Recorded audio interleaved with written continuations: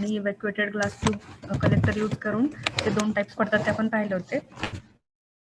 त्या अगोदर आपण एनर्जीचा स्टडी करतो तेव्हा सर्व कलेक्टर्स कोणत्या टाइपचे असतात याबद्दल स्टडी आणि आता आपण आज प्रॅक्टिकलवरती सोलर वॉटर हीटरचं प्रॅक्टिकल घेणार आहोत. आता याच्यामध्ये काय तुम्हाला प्रॅक्टिकल मॅन्युअल म्हणजे मी आता आपलं प्रॅक्टिकल झाले तुम्ही लागलीच तुमचं जे प्रॅक्टिकल असेल ते लिहायचं आहे आणि आता तुमच्याकडे जे मॅन्युअल आहे त्यातलं लिहायचं नाही जे मी सांगणार आहे किंवा जे आता प्रेझेंटेशनमध्ये वगैरे मी आता सांगेल तुम्हाला तर ते पण तुम्ही लिहायचे आहेत प्रॅक्टिकलमध्ये. ओके, तर जेव्हा आपण सोलर वॉटर हीट पण पाहत होतो तर सगळ्यांना माहिती आहे मी इथं जे काही प्रेझेंटेशनमध्ये दिलेलं आहे ते तुम्ही प्रॅक्टिकल मॅन्युअलमध्ये लिहायचं आहे. तर जेव्हा आपण सोलर वॉटर हीटिंग सिस्टीम बघतोय किंवा solar water heater it is a device use for heating the water for domestic or industrial purpose. Okay, तर water heating is one of the simplest application of solar energy. Solar एनर्जीच्या ऍप्लिकेशन्समध्ये किंवा solar एनर्जीच्या डिव्हाइसेसमध्ये आपण solar cooker असेल, solar water heater असेल, solar still वगैरे ते एक्झाम्पल्स सांगितले होते.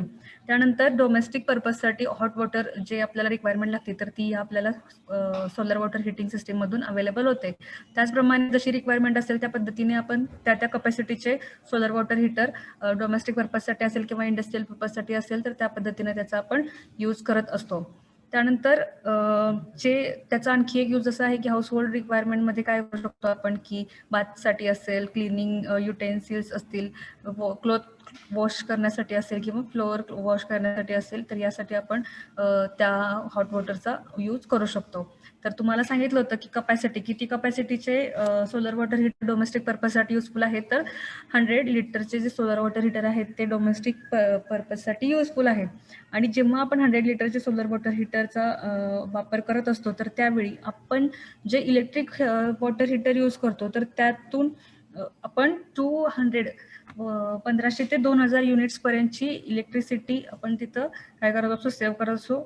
तर हे आपल्यासाठी खूप फायद्याचं आहे.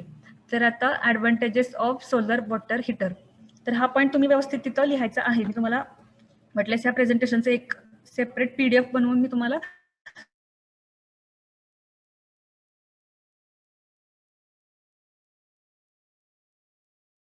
सेंड करेन. तर ॲडव्हान्टेज लेक्चर झाले आपल्या सोलर वॉटर हीटरवरती. तर it is simple in construction and installation. तुम्हाला माहिती की हे किती त्याचं जे आपण फ्लॅट प्लेट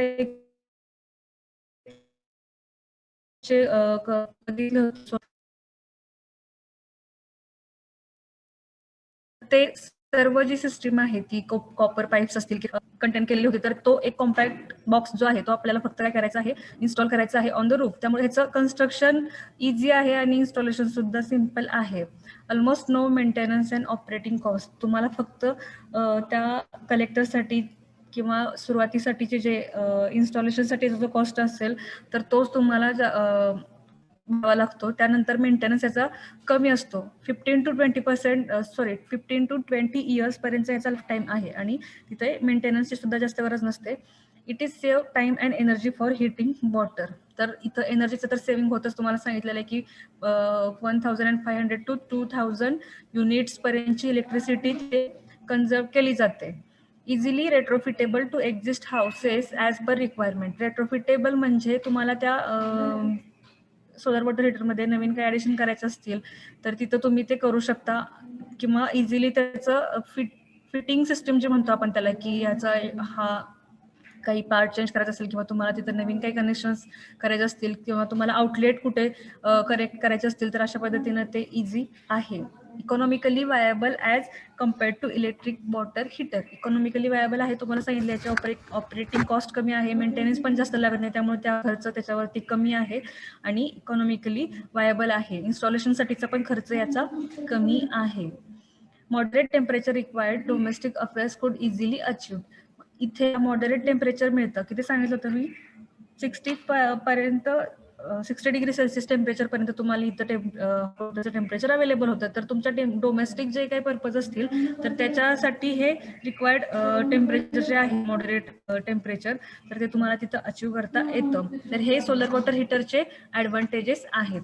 आता जेव्हा सोलर वॉटर हीटिंग सिस्टीम आहे तर जेव्हा आपण त्याचं कन्स्ट्रक्शन बघतो तर what are the components of solar water heating system, किंवा त्याचे आपण म्हणू शकतो की ॲपरेटस. आता आपण प्रॅक्टिकलच्या लँग्वेजमध्ये म्हणायचं झालं तर ॲपरेटस कोणते कोणते, तर याच्यात फर्स्ट आहे सोलर कलेक्टर, सर्वात इम्पॉर्टंट आहे.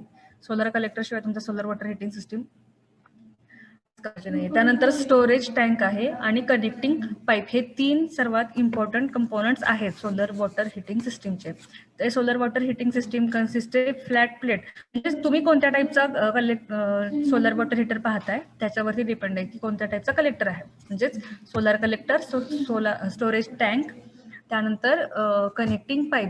आता जे कलेक्टर्स आहेत, आता जेव्हा आपण ॲपरेटस सांगतोय तर याच्यामध्ये जे कलेक्टर्स आहेत which are usually comprise copper tubes welded to copper sheet, म्हणजे जेव्हा तुम्ही फ्लॅट प्लेट टाईपचे सोलर कलेक्टर यूज करता तिथं तुम्ही जे यूज असतात, तुम्हाला सांगितलं होतं की ॲब्झॉर्बिंग प्लेटच्या वरती त्या ट्यूब्स इन्स्टॉल केलेल्या असतात, तर त्या कॉपर पासून बनलेल्या असतात. ओके, आणि जेव्हा तुम्ही इव्हॅक्युएटेड तर तिथं मात्र अशी म्हणजे इन्स्टेड ऑफ कॉपर तिथं ग्लास यूज केलेलं असतं, आणि त्यामुळे इथं जे आपल्याला फ्लॅट प्लेटमध्ये बॉक्स जो लागतो, कशासाठी लागतो तर ते ॲब्झॉर्बिंग प्लेट असेल किंवा तुमचे जे कॉपरची ट्यूब सर्व एका बॉक्समध्ये फिट करावं लागतं. तर तसं तुम्हाला इथं ग्लास ट्यूबसाठी ग्लास ट्यूब सनलाईटमध्ये एक्सपोज करत असता, तर इथं इन्सुलेटिंग बॉक्सची रिक्वायरमेंट लागत नाही कुठं इव्हॅक्युएटेड ग्लासमध्ये, कारण तुम्हाला सर्वांना माहिती आहे की ते इव्हॅक्युएटेड ग्लास ट्यूबमधली जी व्हॅक्यूम आहे तीच इन्सुलेशन म्हणून ऍक्ट करत असते. आणि जेव्हा तुम्ही फ्लॅट प्लेट टाईपचे कलेक्टर बघता तेव्हा तिथं इन्सुलेटेड बॉक्स का लागतो, इन्सुलेटेड बॉक्स जो बॉटमला आणि साईडला ब्लॅक कलरने पेंट केलेला असतो आणि इन्सुलेशन केलेलं असतं, तर ते कशासाठी, तर जेणेकरून तुमचं जी हीट ट्रॅप केली आहे आतमध्ये कॉपर ॲब्झॉर्बिंग प्लेटनी जी ॲब्झॉर्ब केलेली हीट आहे ती पुन्हा हीट लॉस होऊ नये यासाठी. आणि वरती ग्लेझिंग असतं, म्हणजे त्याला कव्हरिंग असतं ग्लासचं, ते फ्लॅट प्लेट टाईपमध्ये. ओके, आता सोलर वॉटर हिटरचं वर्किंग काय आहे, working of solar water heater तुम्हाला आता बऱ्यापैकी समजलेलं आहे की प्रॉपरली सोलर वॉटर हिटर कसं काम करतं. तर त्याच्यासाठी सर्वात पहिले आपल्याला लक्षात ठेवायचं की solar water heater is generally installed on roof किंवा माउंटेड ऑन रूफ, म्हणजेच तुम्हाला ते सनलाईटमध्ये किंवा सन रेडिएशनमध्ये फुल्ली एक्सपोज किंवा ओपन इन ग्राउंड, म्हणजे तुमच्या ओपन ग्राउंडवरती असेल, तुमच्या रूफवरती असेल तर तिथं ते प्लेस करायचं आहे with the collector facing the sun, म्हणजेच कलेक्टर जो आहे तो इन्क्लाइन पोझिशनवरती तुम्ही तिथं इन्स्टॉल करता, तर त्याचा फेस सनकडे असला पाहिजे जेणेकरून सोलर रेडिएशन त्याच्यावरती फुल्ली फॉल्स होतील. And connected to the continuous water supply, आणि त्याच्यामध्ये कनेक्टिंग पाईप्स थ्रू ते काय केलेलं असतं, एक कंटिन्युअस वॉटर सप्लाय त्याला प्रोव्हाइड केलेला असतो. हा झाला फर्स्ट पॉईंट तुमचा की ते तुमचं सोलर वॉटर हिटर कुठं इन्स्टॉल करायचं आहे आणि कशा पद्धतीने त्याची अलाइनमेंट असायला पाहिजे. Water flows through the tubes absorb solar heat and become hot. मग इथं काय होत असतं, जेव्हा तुम्ही कंटिन्युअस वॉटर सप्लाय प्रोव्हाइड करता तेव्हा ते वॉटर त्या ट्यूब्स मधून फ्लो होतं आणि ते सोलर हीट ॲब्सॉर्ब करून ते वॉटर काय करतं, पुन्हा हॉट वॉटरमध्ये कन्वर्ट होतं, कारण की ते काय करतं, हीट गेन करतं. The heated water is stored in tank for further use, आणि त्यानंतर मग हे हीटेड वॉटर जे आहे ते स्टोरेज टँकमध्ये फर्दर यूजसाठी स्टोअर केलं जातं. The water stored in tank remains hot overnight as the storage tank is insulated and heat losses are small. आणि जे स्टोरेज टँक आहे ते सुद्धा इन्सुलेटेड असतात बिकॉज तुम्हाला ओव्हरनाईट जर त्याचं यूज करायचं असेल किंवा ओव्हरनाईट तुम्हाला ते स्टोअर करून ठेवायचं असेल तर त्यासाठी, आणि ते हॉट राहिलं पाहिजे फॉर रिमेनिंग टेम्परेचर और इन्क्रीज टेम्परेचर रिमेन्स कॉन्स्टंट. त्यामुळं आपण काय केलं पाहिजे की तिथं इन्सुलेशन प्रोव्हाइड केलं पाहिजे. त्यानंतर आता uses of solar water heater सांगतात. आता जेव्हा तुम्ही सोलर वॉटर हिटरचे यूज बघता तर तुम्हाला सगळ्यात पहिला माहिती की होम अप्लायन्स जे असतील किंवा डोमेस्टिक पर्पजमध्ये तुम्ही हॉट वॉटर जिथं गरजेचं असतं, फॉर एक्झाम्पल बाथिंग असेल, क्लिनिंग असेल, वॉशिंग ऑफ क्लोथ्स असेल, तर यासाठी तो हॉट वॉटरची रिक्वायरमेंट कम्प्लीट करण्यासाठी सोलर वॉटर हिटर यूज केले जातात. Solar water heater of 100 to 300 litre capacity are suited for domestic application. म्हणजे तुम्हाला सांगितलेलं आहे डोमेस्टिक ॲप्लिकेशनसाठी 100 to 100 लिटर पर्यंतचे, आणि लार्जर असेल जिथं तुम्हाला जास्त वॉटर जर तुम्हाला पाहिजे असेल तर तिथं कपॅसिटी जाते किंवा जास्त कपॅसिटीचे सोलर वॉटर हिटर तिथं अप्लाय केले जातात फॉर इंडस्ट्रियल पर्पज. त्यानंतर 60 to 80 डिग्री सेल्सिअस पर्यंतचं जे टेम्परेचर आहे ते आपल्याला ऑप्टेन होतं सोलर वॉटर हिटरमधून, जे हॉट वॉटर आपल्याला अवेलेबल होतं तर ते. त्यानंतर या सोलर वॉटर हीटरचा ऍडव्हान्टेज मध्ये तुम्ही आणखी सांगू शकता की फ्युएल सेव्हिंग, म्हणजे तुम्हाला जो पॉईंट सांगितला की इलेक्ट्रिसिटी जी आहे किंवा इलेक्ट्रिकल एनर्जी जी आहे ती 1500 ते 2000 युनिट्स पर्यंतची इलेक्ट्रिसिटी इथं काय केली जाते, सेव्ह केली जाते, कन्झर्व केली जाते. It save cost on power generation. म्हणजे जर तुम्ही हीटर करत असाल ऑफ किती कपॅसिटीचे, 100 लिटर कपॅसिटीचे, तर ते काय करतं की 1 मेगावॅटचा लोड सेव्ह करण्याचं काम करतं. म्हणजे जेव्हा तुम्ही 1000 सोलर वॉटर हीटर यूज करता किती 100 लिटर कपॅसिटीचे, तर त्याच्यासाठी लागणारी जी पॉवर आहे तर 1 मेगावॅट पर्यंतची पॉवर तुम्ही काय करत असता तिथं सेव्ह करत असता. आणि त्याच्यानंतर इम्पॉर्टंट पॉईंट जो आहे तो आहे एन्व्हायरमेंटल बेनिफिट्स. म्हणजे हे जे सोलर वॉटर हीटर आहेत तर ते काय पोल्युशन फ्री आहेत ना, तर त्यामुळे तुम्ही जेव्हा 100 लिटर कपॅसिटीचा सोलर वॉटर हीटर वापरता तर तिथं तुम्ही 1.5 टन्स ऑफ कार्बन डायऑक्साईडचं इमिशन तिथं कमी करत असता. 1.5 टन ऑफ कार्बन डायऑक्साईडचं इमिशन प्रिव्हेंट करता पर इयर. ओके. नंतर पे बॅक पिरियड. आता ह्याची लाईफस्टाईल जास्त आहे सोलर वॉटर हीटरची, 15 to 20 इयर्सचा लाईफ स्पॅन आहे. And they pay back period of 3 to 4 years when electricity is replaced. म्हणजे आता पे बॅक पिरियड म्हणजे काय आहे, तर ह्या सोलर वॉटर हीटर मी कोणाला रिप्लेस केलेला आहे, तर समजा तुम्ही जर इलेक्ट्रिकल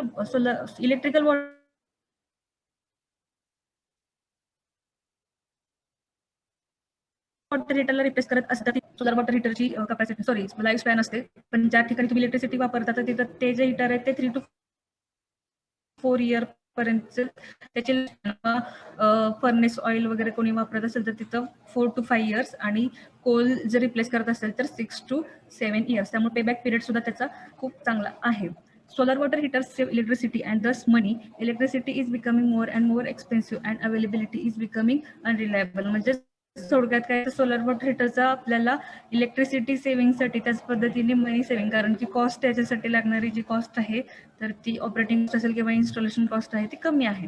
त्यानंतर नॉन पोल्युटिंग आहे आणि इझी टू इन्स्टॉलेशन आहे, तेच पॉइंट आहेत. त्यानंतर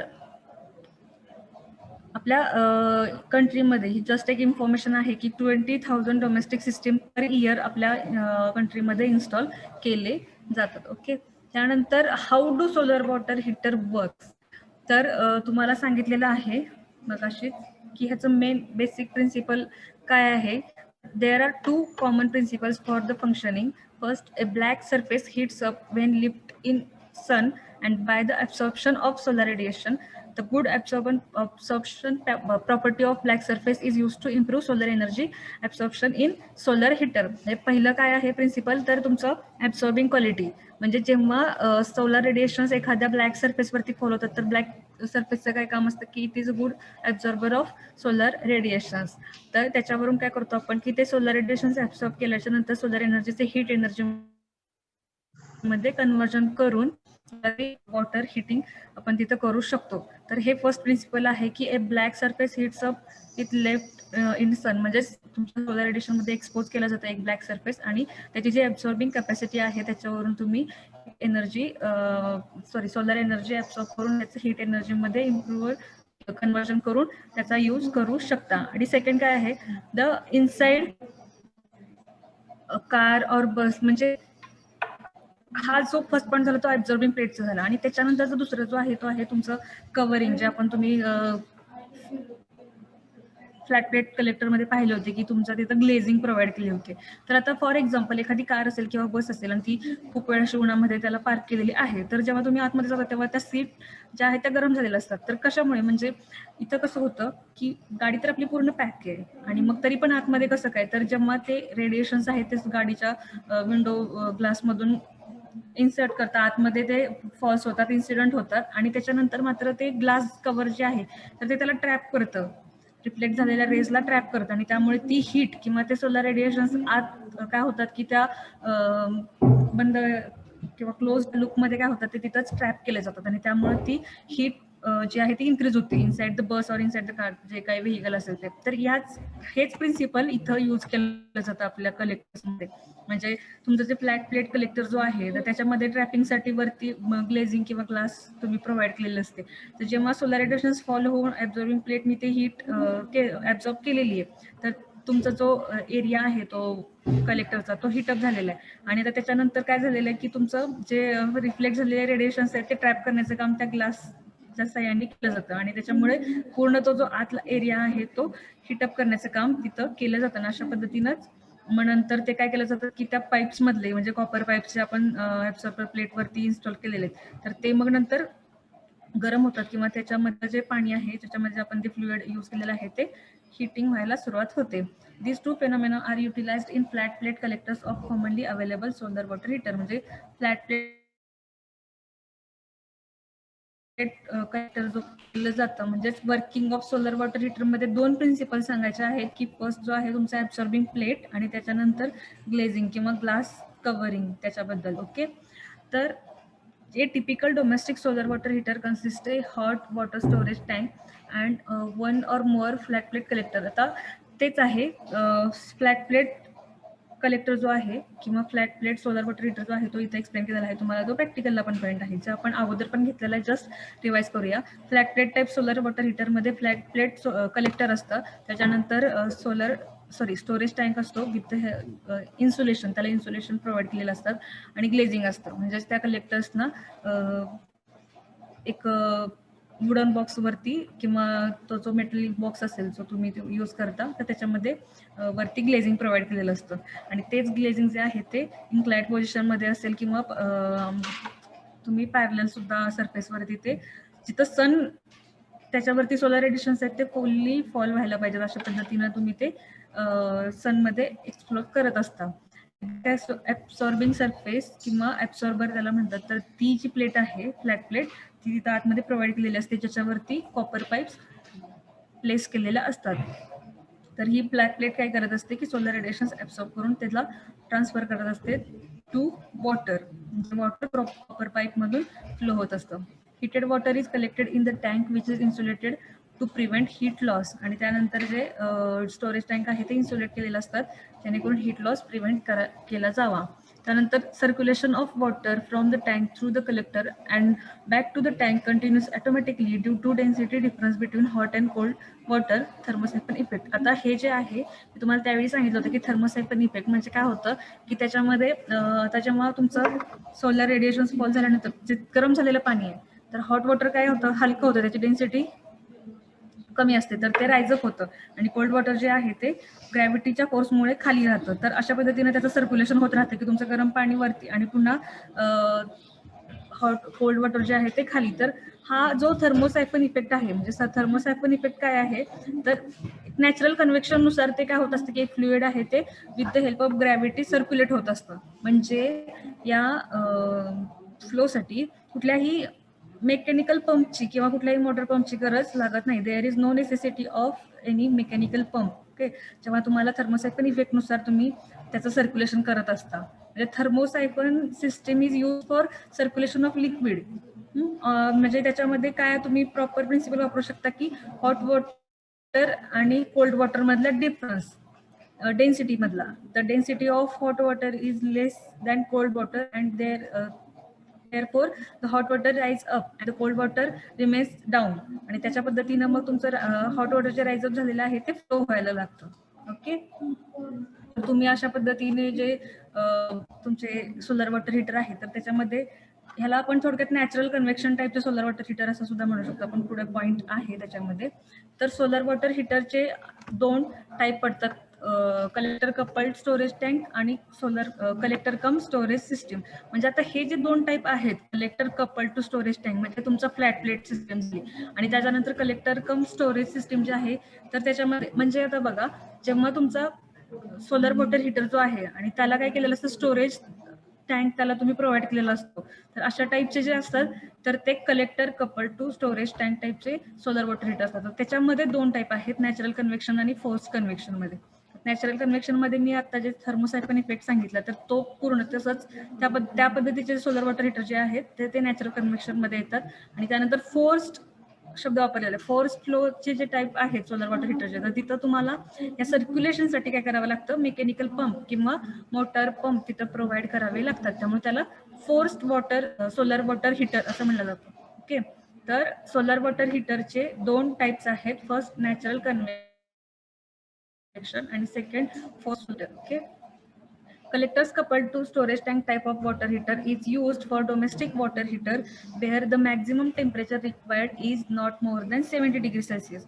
म्हणजे तुम्हाला जर डोमेस्टिक पर्पजमध्ये 70 डिग्री सेल्सिअस पेक्षा कमी प्रमाणामध्ये तुम्हाला जर टेम्परेचर हवं असेल तर हे solar collector couple to storage tank टाईपचे जे सोलर वॉटर हिटर आहेत ते यूज केले जातात.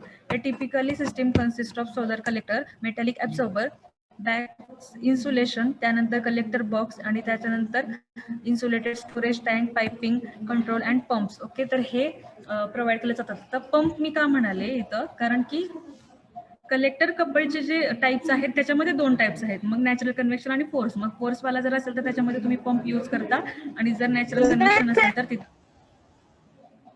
यूज करत नाही पंपचा. मेकॅनिक पंपची तिथं नेसेसरी नसते. तिथं ग्रॅव्हिटेशन थर्मोडायनामिक इफेक्टनुसार तिथं सर्क्युलेशन लिक्विडचं होत असतं. जेव्हा तुम्ही natural convection solar water heater बद्दल स्टडी करत असता तेव्हा तुम्हाला ही डायग्राम ड्रॉ करायची. This is the diagram of natural convection किंवा thermosyphon type of solar water heater जर विचारलं तर तुम्हाला ही डायग्राम काढायची, किंवा नोट येऊ शकते की write the short note on thermosyphon solar water heater. Okay, तर थर्मोसायफन सोलर वॉटर हीटरमध्ये तुम्हाला कन्स्ट्रक्शन बघायचे. तर इथं कोणते कन्स्ट्रक्शनमध्ये ॲपरेटस बघा, कोणते ॲपरेटस आहेत. ॲपरेटस सांगा बरं कोणीतरी. आता डायग्राम तुम्हाला दिसतीये ना, तर ॲपरेटस सांगा बघू काय काय लिहिणार तुम्ही. प्रॅक्टिकलमध्ये तुम्हाला थर्मोसायफन सोलर वॉटर हीटर बद्दल विचारलेलं आहे आणि तुम्हाला आता तिथं write down the apparatus use for thermosyphon solar water heater असा क्वेश्चन आहे. तर कोणते लिहिणार.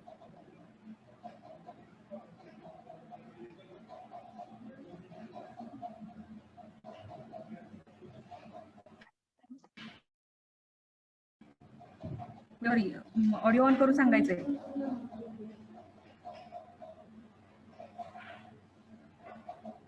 अरे डायग्राम बघून पण सांगता येत नाही का? Hello ma'am. हॅलो, नाव सांग. सोलार कलेक्टर, हा, वॉटर तुझं नाव टँक. सांग अगोदर. Hello ma'am, Misbah, ACR 75. तुझं नाव सांग. Hello ma'am, ACR 75 okay, Misbah हा मुतू. सांग. सोलार कलेक्टर, तू ऐकू येतंय, तू सांग. Okay, first. वॉटर टँक अजून. And water supply tank, okay, inlet pipes to solar collector, बर. Pressure release valve. ओके, आता हे डायग्राम वरून तुम्ही सांगितलंय, पण तुम्हाला आता मागापासून जेव्हा सांगते तेव्हा लक्षात आलं असेल ना की 3 कंपोनंट पहिल्यांदाच सांगितले होते. सोलर कलेक्टर, त्यानंतर तुमचे कनेक्टिंग पाईप्स आणि स्टोरेज टँक. आता इथं त्याला नावं वेगळी जरी असली तरी आपल्याला माहिती आहे की सोलर कलेक्टर लागतात, त्यानंतर सोलर कलेक्टर पासून स्टोरेज टँक पर्यंतसाठीचे कनेक्टिंग पाईप्स असतील, आणि त्यानंतर स्टोरेज टँक आहे. आता जेव्हा आपण थर्मोसायफन टाईपचं सोलर वॉटर हीटर जे बघतोय तर त्याच्यामध्ये तुम्ही कलेक्टर कोणता यूज करता. फ्लॅट असेल तुमचा किंवा इव्हॅक्युएटेड ग्लास ट्यूबचा सोलर वॉटर कलेक्टर तुम्ही यूज करत असाल तर आता हे तुम्ही ॲपरेटस लिहिले, तर त्याच्यामध्ये वर्किंग प्रिन्सिपल जेव्हा तुम्ही लिहिता तेव्हा तुम्ही त्याच्यामध्ये लिहायचं आहे की पहिल्यांदा थर्मोसायफन इफेक्ट, म्हणजे this type of solar water heaters are work on thermosyphon effect. म्हणजेच त्याच्यावरती थर्मोसायफन इफेक्ट म्हणजे काय लिहायचं. Thermosyphon effect is a term which is having related to density of hot water and cold water. Okay, म्हणजेच तुम्हाला मगाशी सांगितलं की the density of hot water is less than cold water and therefore the hot water rise up and the cold water is flows down, आणि अशा पद्धतीनं, and that's the way the circulation of liquid is processed through the thermosyphon effect. Okay, तर तुम्हाला हे पाठवलं जाईल ग्रुपवरती, तर त्याच्या पद्धतीनं तुम्ही तिथं working principle of thermosyphon type solar water heater लिहायचं आहे. आता त्याच्यानंतर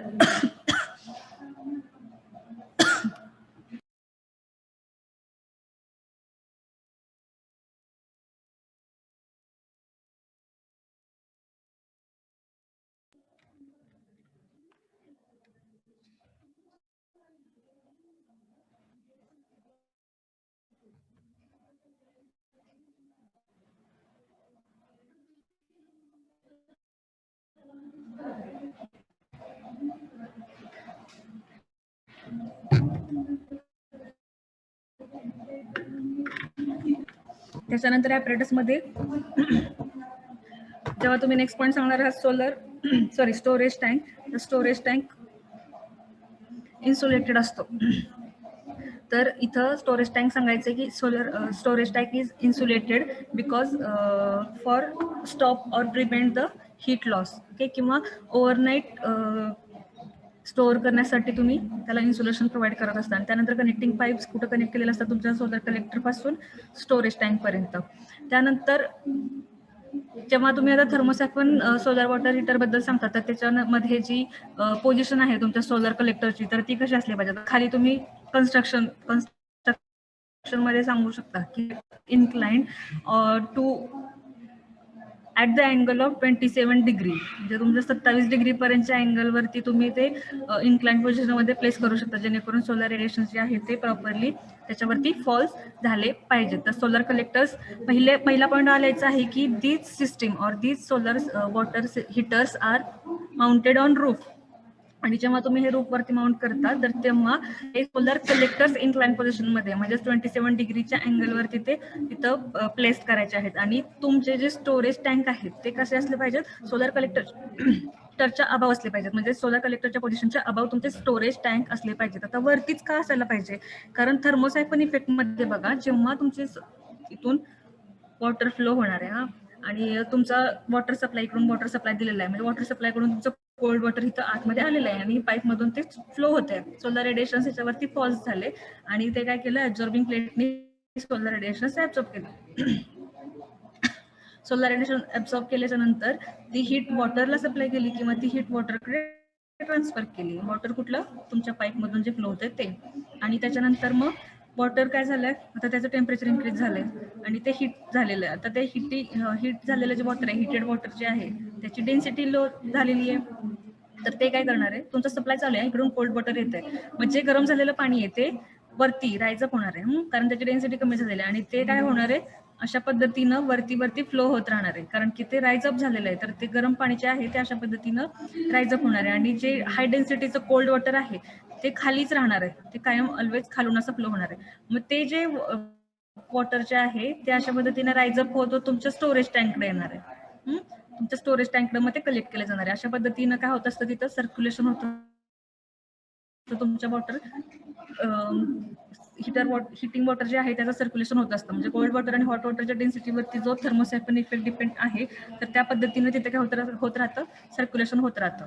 हा वॉटर सप्लाय जो आहे तो तुमच्या कोल्ड वॉटरसाठी दिलेला सप्लाय आहे. ओके, आता प्रेशर रिलीज वॉल जे आहे ते तुम्ही आता इथं वॉटर सप्लाय करत आहात, तर तिथं तुम्हाला प्रॉपरली कसा त्याचा सप्लाय असला पाहिजे, त्यासाठी प्रेशर रिलीज वॉल असेल किंवा थर्मोस्टॅट कशासाठी, तर तुमचं जे काही टेम्परेचर वगैरे असेल तर त्याची रिडिंग चेक करण्यासाठी थर्मोस्टॅट प्रोव्हाइड केले जातात. तर जेव्हा आपण सोलर वॉटर हिटरच्या टाईपचं हे बघतोय, सोलर वॉटर हिटर टाईपमध्ये कोणता आपण बघतोय, थर्मोसायफन सोलर वॉटर हिटर, तर त्याच्यामध्ये तुम्ही ॲपरेटस लिहायचे. ॲपरेटस लिहिल्याच्या नंतर ॲपरेटसमध्ये त्याची प्रॉपरली माहिती लिहायची आहे. सोलर कलेक्टर असेल तर 2 टाईप असतात, त्याच्यानंतर स्टोरेज टँक असेल तर तो इन्सुलेटेड असतो, त्यानंतर कनेक्टिंग पाईप्स असतात जे कुठे कनेक्ट केलेले असतात, तर सोलर कलेक्टर पासून स्टोरेज टँककडे कनेक्ट केलेले असतात. त्याच्यानंतर वॉटर सप्लाय टँक असतो, जो तुम्हाला तिथं कोल्ड वॉटरचा सप्लाय प्रोव्हाइड करत असतो. त्याच्यानंतर जेव्हा तुम्ही वर्किंग प्रिन्सिपल लिहिता, तिथं थर्मोसायफन इफेक्ट बद्दल लिहायचं आहे. त्यानंतर तुम्ही प्रोसिजर म्हणजे काय, Wien the solar radiation falls on solar collector and then absorbing plate absorb the solar radiations and then transfer the heat or transfer the first we have solar radiations converted into heat energy and this heat energy transferred to the water which flow through copper pipes. म्हणजे जर तुमचे flat plate collector असतील तर copper pipes मधून, किंवा मग flow through the evacuated glass tube, जर तुम्ही इव्हॅक्युएटेड ग्लास ट्यूब यूज करत असाल तर त्याच्या थ्रू फ्लो होतं.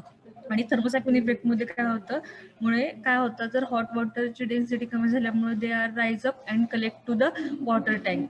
आणि आता इथं काय केलं जातं, तुम्हाला कन्स्ट्रक्शन मध्ये पॉईंट महत्त्वाचा सांगायचा तो सांगितला होता मग अशी, की वॉटर टँकची पोझिशन कुठं असली पाहिजे, सोलर कलेक्टरच्या अबाउच असली पाहिजे. ओके, आणि त्याच्यानंतर मग अशा पद्धतीनं त्याचं सर्क्युलेशन होत राहतं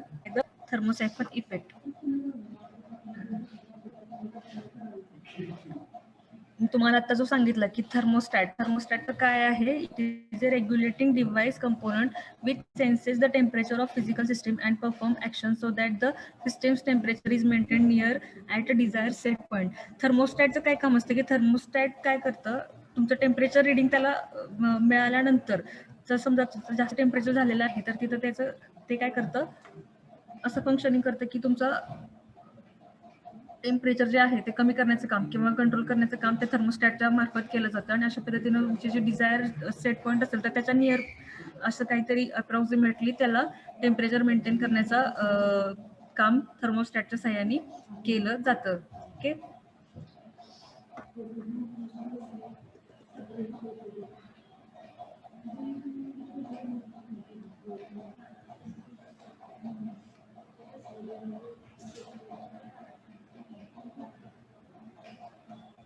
Heating is accomplished by collection of solar radiations with flat plate collector on south facing roof or wall. म्हणजे जेव्हा तुम्ही साऊथ साईडला हे जे कलेक्टर्स आहात तर साऊथला फेसिंग करून त्याला प्ले केलेलं असतं, तर त्याच्यामध्ये काय होत असतं की सोलर रेडिएशन्स त्या फ्लॅट प्लेट कलेक्टरवरती फॉल्स होऊन ते काय करत असतात की सोलर रेडिएशन्स कलेक्ट करण्याचं काम करत असतात. तेच सांगितलेलं आहे कन्स्ट्रक्शन मध्ये जे लिहायचं आहे की collectors are usually placed below the storage tank, किंवा तुम्ही असं लिहू शकता की storage tank usually placed above the solar collector. Cold water from the storage tank flows down to the inlet of the collector, get heated on the collector and rise up to the tank by the thermosiphon effect. Okay, a density difference created by the temperature gradient causes the fluid to flow up the collector. तर तुम्हाला सांगितलेलं आहे थर्मोसायफन effect नुसार काय होतं की डेन्सिटीचा जो difference तयार होतो म्हणजे हॉट वॉटर आणि कोल्ड वॉटर मधला, तर त्याच्या थ्रू ते सर्क्युलेशन होत राहतं. The collectors are usually oriented towards south with an inclination angle equal to latitude of the place. त्यानंतर for winter use it is preferable to keep angle of inclination at latitude plus 15 degree. त्याच्यानंतर the required collector area for 100 liter hot water demand at 50 degree celsius at about 2 metre square. म्हणजे तुमचा 100 लिटरच्या कॅपॅसिटीचा आणि 2 metre स्क्वेअरच्या कलेक्टरची त्याची volume असला पाहिजे, तर तिथं 50 डिग्री सेल्सिअस पर्यंत तुमचं टेम्परेचर रिक्वायर्ड केलं जातं. In the cold climate, it is essential to mix antifreeze material in a heating extracting fluid. In the case, a heat exchanger may be also used and which prevent antifreeze fluid to flow directly through the collector. It is known as indirect natural convection system. तर आता हा जो point आहे, second point आहे, तर ह्याच्यामध्ये काय सांगितलेलं आहे की काही सोलर वॉटर हीटरमध्ये तर तुमचे जे क्लायमॅटिक कंडिशन, जर कोल्ड क्लायमॅटिक कंडिशन असेल तर काय केलं जातं की अँटीफ्रीज सोल्युशन किंवा अँटीफ्रीज मटेरियल तिथं प्रोव्हाइड केलं जातं, जेणेकरून काय तर तुमचं जे वॉटर जो आहे तो फ्रीज होऊ नये याच्यासाठी. तर किंवा त्या ठिकाणी काही ठिकाणी हीट एक्सचेंजर सुद्धा प्रोव्हाइड केले जातात. म्हणजे जर तुम्ही हीट एक्सचेंजर प्रोव्हाइड केले तर अँटीफ्रीज फ्लुइडची तिथं काही गरज लागत नाही. तर त्या कलेक्टरमध्ये तुम्ही अँटीफ्रीज मटेरियल यूज करायचे आहेत जेव्हा कोल्ड क्लायमेट असेल तर, म्हणजे जेणेकरून ते वॉटर जे आहे ते फ्रीज होऊ नये यासाठी. त्यानंतर collector cum storage system type, हा जो सेकंड टाईप आहे collector cum storage system pipe. In this case collector cum storage system किंवा storage type solar water heater, all three functions solar energy collection, storage and control are combined in a single unit. म्हणजे तुमचे जे solar collection असेल, त्यानंतर storage आणि त्याचबरोबर त्याचा control, तर ह्या तिन्ही फंक्शन्स एका सिंगल युनिटमध्ये कंट्रोल केले जातात. In the case of collector cum storage type of solar water heater, a typical collector cum storage water heating system consists three main components. First is front glazing, second is absorber plate आणि third is storage tank which is insulated. म्हणजे आता इथं glazing म्हटलेलं आहे म्हणजे तुमचं flat टाईपचा collector तिथे यूज केला जातो, फ्लॅट प्लेट टाईपचा कलेक्टर यूज केला जातो. Solar radiation passes through the front glazing and get absorbed by the absorber, which further heats the water. The storage tank act as a collector cum storage for heat water. म्हणजे एकाच system मध्ये सगळं होतंय, म्हणजे तिथं तुमचं solar collection पण होतंय, वॉटरचं स्टोरेज पण होतंय आणि त्याच पद्धतीनं तिथं ऍब्सॉर्बर कडून ऍब्सॉर्प्शन पण होतंय. तर हे एकाच सिस्टीम मध्ये होते तुमच्या फ्लॅट टाईपच्या कलेक्टरमध्ये. To find out optimum size of solar water heater, a load requirement on daily and season basis need to know. आता जेव्हा तुम्ही एखादा सोलर वॉटर हीटर घ्यायला जात असाल तर तुमच्या डेली पर्पज किंवा डेली रिक्वायरमेंट किती आहे त्याच्यावरून तुम्ही त्याची ऑप्टिमम साईज ठरवू शकता. म्हणजे आपण आता गेलोय मार्केटमध्ये तर किती कपॅसिटीचा सोलर वॉटर हीटर घेतला पाहिजे तर तुमच्या डेली रिक्वायरमेंटवरती ते डिपेंड आहे किंवा तुमच्या सीझनल बेसिसवरती किंवा कोणता सीझन सुरू आहे त्याच्यावरती तुमचं कपॅसिटी तुम्ही त्याची ठरवू शकता. This will help in deciding the collector area and also the storage capacity. तर याच्या पद्धतीने तुम्ही कलेक्टरचा एरिया पण ठरवू शकता म्हणजे किती मोठ्या कलेक्टरचं आपण घेतलं पाहिजे किंवा त्याची स्टोरेज टँकची कपॅसिटी वगैरे त्याच्यावरून तुम्ही ठरवू शकता. The effectiveness of solar water heater depends on proper matching of solar collection with hot water. म्हणजे तुमच्या रिक्वायरमेंटनुसार त्याचं जर सोलर कलेक्शन होत असेल तरच तुमचं सोलर वॉटर हीटर आहे ते इफेक्टिव्ह असणार आहे. तर त्या पद्धतीनेच तुम्ही त्याची कपॅसिटी डिझायरेबल कपॅसिटी तिथे ठरवली पाहिजे जेणेकरून तुम्हाला ते solar water heater effectively work करताना दिसेल. Normally the solar water heaters either install on rooftop or on the ground for system. आता जेव्हा ग्राउंड वरती तुम्ही जे सोलर हीटर प्लेस करता ना तर तिथं काय केलं जातं सपोर्ट प्रोव्हाइड केला जातो त्या कलेक्टरसाठी किंवा त्यासाठी. Okay, for system to be install on the rooftop in capacity orientation of building avoiding shadow due to nearby structure and trees.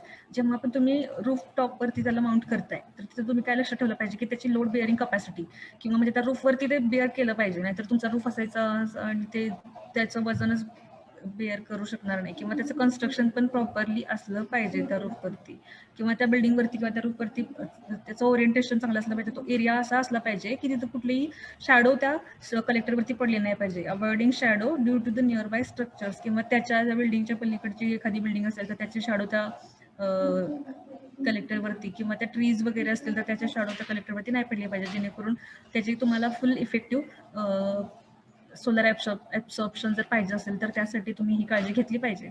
Availability of cold water required height must be ensured. आणि तुम्हाला त्या जेवढे कुठं वरती तर तिथं त्याला cold supply पण प्रॉपरली अवेलेबल व्हायला पाहिजे हे तुम्ही तिथं इन्शुअर करायला पाहिजे. Similar care is taken for the system to be install on ground. म्हणजे सेम जेव्हा तुम्ही ग्राउंडवरती इन्स्टॉल करता तर त्यावेळी सुद्धा कोल्ड वॉटरची अवेलेबिलिटी म्हणजे तुमचं वॉटर सप्लाय प्रॉपरली व्हायला पाहिजे आणि सेम म्हणजे त्याच्यावरती पण कोणती शॅडो तिथं पडायला नाही पाहिजे नियर बाय स्ट्रक्चर किंवा ट्रीजमुळे. The solar collectors could be either be made a part of south facing wall of the of the building or could be installed on the window or door or ends. म्हणजे काही ठिकाणी केलं जातं की तुमच्या बिल्डिंगचा रूफच solar collector पासून बनवला जातो म्हणजे डायरेक्ट त्याच्यावरती तो रूफच सोलर कलेक्टरचा बनवला जातो आणि मग त्याचा सप्लाय म्हणजे त्याचा जे यूज जो आहे तो डोमेस्टिक पर्पज मध्ये तो केला जातो. म्हणजे ते कलेक्टर्स तुम्ही रूफवरती प्लेस केले ना मग ते काही ठिकाणी मग तीच तुमच्या सोलर कुकरसाठी असेल किंवा तुमचे काय म्हणू शकतो आपण सोलरवरतीचे काही इलेक्ट्रिसिटी प्रोव्हाइड करणारे असतात तर सोलर कलेक्टर्स फोटोवोल्टेक सेल्स वगैरे तिथं प्रोव्हाइड करून अशा पद्धतीनं ते रूफ जे आहेत त्या बिल्डिंगचे रूफ किंवा साऊथ फेसिंग वॉल असेल तर एखाद्या बिल्डिंगची तर त्याच्यावरती डायरेक्टली ते सोलर कलेक्टर्स प्लेस केलेले असतात किंवा काही ठिकाणी विंडो असतात ना तर त्याच्यावरती ओव्हरहँग केले जातात ते solar collectors. Normally 4 type of collectors are being use in solar water heaters. तुम्हाला सांगितलेलं आपण जे सोलर वॉटरचे कलेक्टर आपण बघितले फ्लॅट प्लेट कलेक्टर बघितला आपण, सेकंड बघितला आपण इव्हॅक्युएटेड ग्लास ट्यूब, त्यानंतर लाईन फोकस आणि पॉइंट फोकस. ओके,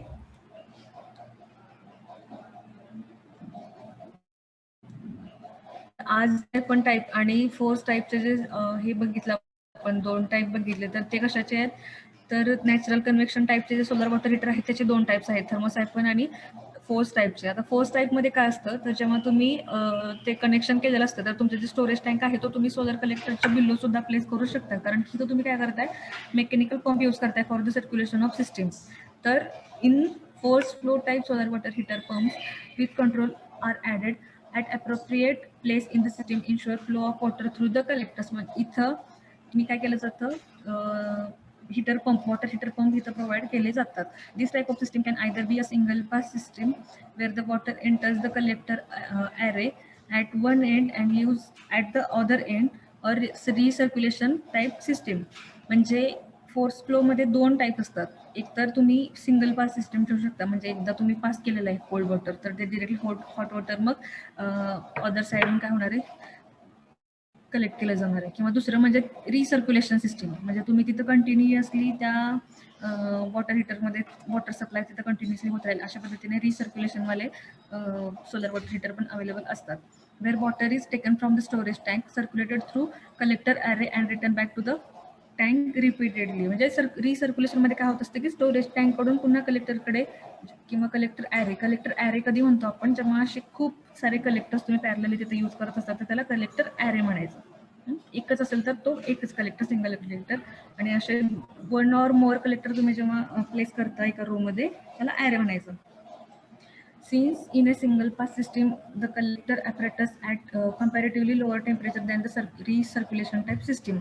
जेव्हा तुम्ही सिंगल पास सिस्टीम करता तर त्याच्यामध्ये कंपॅरेटिव्हली लो टेम्परेचर मिळतं आपल्याला दॅन द रिसर्क्युलेशन सिस्टीम. रिसर्क्युलेशन सिस्टीममध्ये मात्र तुम्हाला टेम्परेचर हाय मिळतं कंपॅरेटिव्हली सिंगल पास सिस्टीममध्ये, आणि त्याच्यामुळेच सिंगल पास सिस्टीमची इफिशियन्सी जी आहे तर ती हाय असते.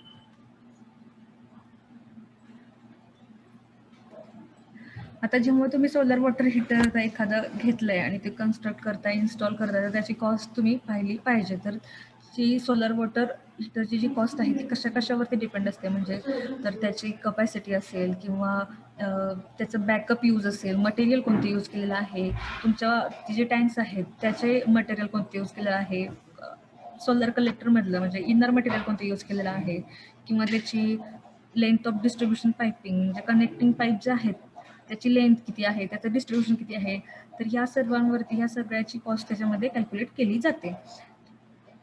तर जेव्हा तुम्ही एखाद्या सोलर वॉटर हिटरची कॉस्ट टोटल कॉस्ट आपण जेव्हा कन्सिडर करत असतो तर त्याच्यामध्ये ह्या सर्व थिंग्सची कॉस्ट सुद्धा ॲड केलेली असते. म्हणजे दिस इन्क्लूड, म्हणजे हे सर्व जे पॉईंट तुम्हाला मी आता सांगितले तर ते सर्व पॉईंट त्याच्यामध्ये ॲड केलेले असतात. आणि त्याच्यामुळे typically for an Indian make system with single BIS approved flat plate collector of 2 square meter area, 2 square meter एरियाचा जर फ्लॅट प्लेट कलेक्टरचा सोलर वॉटर हिटर असेल, करंट मार्केट रेंज किती आहे त्याची कॉस्ट 15,000 ते 20,000 पर्यंत. ओके, 15,000 ते 20,000 पर्यंत 2 स्क्वेअर मीटर एरियाचे फ्लॅट प्लेट टाईपचे सोलर वॉटर हिटर इंडियामध्ये, एक्सक्लुडिंग द डिस्ट्रीब्युशन पाइपिंग.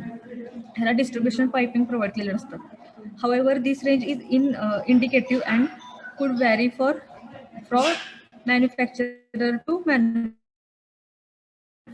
म्हणजे कंपनी अशी कुठली असेल, मॅन्युफॅक्चरर कंपनीची असेल, त्याच्यानुसार ह्या व्हॅल्यूज व्हॅरी होतात. लक्षात आलं? कॉस्ट जेव्हा आपण बघतोय सोलर वॉटर हिटरची त्याच्यामध्ये त्याची काय केलेलं असतं, त्याची कपॅसिटी, बॅकअप यूज किंवा kind of backup, material use for inner and outer tank, त्याच्यानंतर पायपिंगसाठीचं लेंथ डिस्ट्रीब्युशन. तर या पद्धतीने तुम्ही त्याच्यावरून तुमचं कॉस्ट ठरवली जाते. त्याचप्रमाणे कोणतं ब्रँड आहे, म्हणजे मॅन्युफॅक्चरर सुद्धा त्याची व्हॅल्यू ठरवू शकते. तर ती मॅन्युफॅक्चरर प्रमाणे ती चेंज होते, व्हॅरी होते. आणि इंडियामध्ये किती सांगितलेलं तुम्हाला, 2 स्क्वेअर मीटर जर एरिया असेल तर तिथं 15,000 ते 20,000 पर्यंत. आता जेव्हा तुम्ही सोलर वॉटर हिटर तर घेतलेले आणि त्याला इन्स्टॉल करायचं, तर त्याच्यासाठी तुमची साईट रिक्वायरमेंट काय काय लागते, जेव्हा तुम्ही तो प्लेस करणारे, इन्स्टॉल करणारे. तर बेसिक रिक्वायरमेंट आहे availability of unobstructed sunlight for the whole day. सगळ्यात इम्पॉर्टंट पॉईंट आहे, कारण की त्या सोलर कलेक्शनसाठी सोलर रेडिएशन फुल्ली अवेलेबल व्हायला पाहिजेत. आणि त्यामुळंच फर्स्ट रिक्वायरमेंट काय आहे साईट रिक्वायरमेंटसाठी, availability of unobstructed sunlight for whole day. कोणतीही जी साईडची बिल्डिंग आहे किंवा ट्रीज आहेत तर त्याच्या शॅडोज तिथं व्हायला नाही पाहिजे, ते अवॉइड केलं पाहिजे. Typically domestic solar water heating system are install on the roof. Site जेव्हा तुम्ही ठरवताय तर ते मोस्टली ग्राउंडवरती इन्स्टॉल करण्यापेक्षा रूफवरती इन्स्टॉल करणं बेटर असतं. The collectors of the system have to face the sun and hence should be oriented due to south from maximum interception of sunlight. ते साऊथ फेसिंग तुमचं सोलर कलेक्टर्स असले पाहिजेत. And thus there should no obstruction to sunlight in south west and east direction in that order to preference. South नसेल तुम्हाला ठेवता येत तिकडे, तर वेस्ट आणि त्यानंतर ईस्ट या डिरेक्शनमध्ये ठेवले जातात. त्याचप्रमाणे an arc of about 120 degree 60 degree both the side of southern direction should ideal for shadow free condition. म्हणजे तुम्ही तिथं 60 डिग्रीच्या अँगलवरती किंवा 120च्या अशा आर्कमध्ये तुम्ही ते प्लेस करू शकता साऊदर्न साईडला फेसिंग करून. तर ही एक आयडियल कंडिशन म्हणली जाते किंवा इन्स्टॉलेशनसाठी साऊथ फेस बट 60 डिग्री किंवा 120 डिग्रीच्या इन्क्लिनेशनवरती तुम्ही ते प्लेस करू शकता. ॲज अ थंब रूल, तुम्ही जर 1 to 2 मीटरपर्यंतचे कलेक्टर यूज करत असाल तर तुम्हाला फुल सिस्टीमसाठी 3 स्क्वेअर मीटरचा एरिया रिक्वायर्ड असतो. Okay, the requirement of shadow free area is around 3 square metre for each 1/2 meter collector. Okay, it is best is the area is flat away from rainwater drains as far as possible. Close the bathrooms where hot water is to be supplied. म्हणजे तुम्ही flat एरियावरती place केलेलं best option आहे. Flat area असला पाहिजे आणि rain water त्याच्यावरती drain नाही व्हायला पाहिजे. आणि त्याच पद्धतीने तुम्ही बाथरूम जे आहेत तुमचे किंवा जिथं तुम्ही त्याचा यूज करणार आहात, किचन असेल तर त्याच्यासाठी, तर तिथून जवळच त्याचं कनेक्शन असलं पाहिजे. म्हणजे खूप असं दूर ते नसायला पाहिजे. अशा पद्धतीनं त्याचा सप्लाय आहे तो म्हणजे काय म्हणू शकतो, आपल्या कनेक्शन पाईपची लेंथ आपण ज्याला म्हणू शकतो ती कमी असायला पाहिजे. Cold water should be available at the height of around 2.5 metre from the base of the system. म्हणजे तुमच्या जिथं आता तुम्ही इन्स्टॉल करताय तर त्याच्यावरून तुमचं स्टोरेज टँक खूपच उंचावरती असं ठेवायचं नाही. 2.5 मीटरपर्यंतची हाईट असेल तर तिथंपर्यंत तुमचा कोल्ड वॉटरचा अवेलेबल म्हणजे काय म्हणू शकतो तो टँक, वॉटर टँक तिथं 2.5 मीटरच्या हाईटवरती असायला पाहिजे. ओके, ही झालं तुमची साईट रिक्वायरमेंट. ओके, तुम्ही जेव्हा एखादा सोलर वॉटर हीटर इन्स्टॉल करत असाल तर त्याच्यासाठी साईट रिक्वायरमेंट काय काय असायला पाहिजे. फर्स्ट इम्पॉर्टंट आहे तुमची सोलर रेडिएशन्सची अवेलेबिलिटी, जी तिथं कोणतीही शॅडो वगैरे नसायला पाहिजे. दुसरं आहे की best option is install on roof. ग्राउंडपेक्षा तुम्ही रूफवरती इन्स्टॉल करायचं आहे. त्याच्यानंतर त्याचे फेसिंग म्हणजे सोलर कलेक्टर साऊथ साईडला फेस केलेले असले पाहिजेत. त्याच्यानंतर अँगल त्याचा 60 डिग्रीपर्यंत. त्यानंतर टोटल एरिया म्हणजे 1/2 मीटरचे कलेक्टर असतील तर 3 स्क्वेअर मीटरचा फ्री एरिया तुम्हाला तिथं असायला पाहिजे. त्यानंतर फ्लॅट एरिया असला पाहिजे, रेन त्याच्यावरती ड्रॉप नाही व्हायला पाहिजे आणि बाथरूमपासून किंवा किचनपासून ते जवळ असलं पाहिजे. आणि त्याच्यानंतर कोल्ड वॉटर टँक जो आहे तो 2.5 मीटरच्या हाईटवरती असायला पाहिजे. This system can also be installed on a bracket on a south-facing wall close to the bathrooms. However, the installation is difficult and leads to extra cost.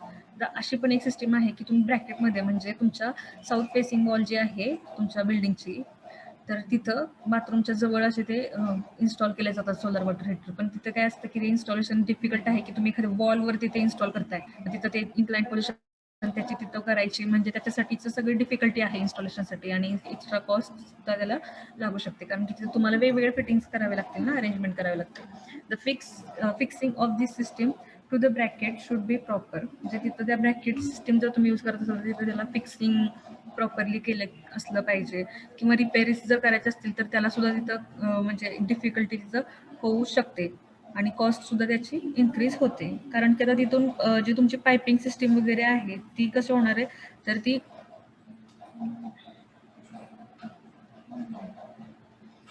कमी होणार आहे. आणि इथं काय होणार आहे, एकच फायदा होणार आहे की तुमची जी पायपिंग सिस्टीम आहे ती जवळ असणार आहे ना बाथरूमच्या, तर त्यामुळे तिथं इन्स्टॉलेशनसाठी ती सिस्टीम काय होणार आहे, ती थोडीशी डिस्ट्रीब्युशन जे आहे ते रिड्यूस होणार आहे.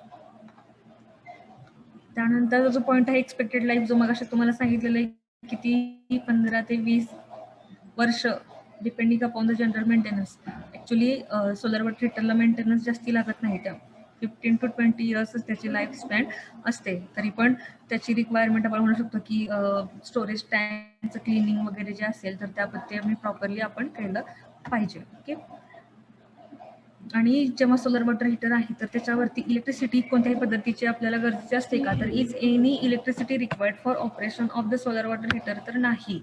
सोलर वॉटर हीटरमध्ये कुठेच आपण इलेक्ट्रिसिटी यूज करत नाही आहोत. आपण फक्त सोलर एनर्जीचा वापर करतोय, त्याचं कन्व्हर्जन हीट एनर्जीमध्ये करून ते वॉटर सप्लाय जो आहे किंवा ते वॉटर हीट करण्याचं काम करतोय.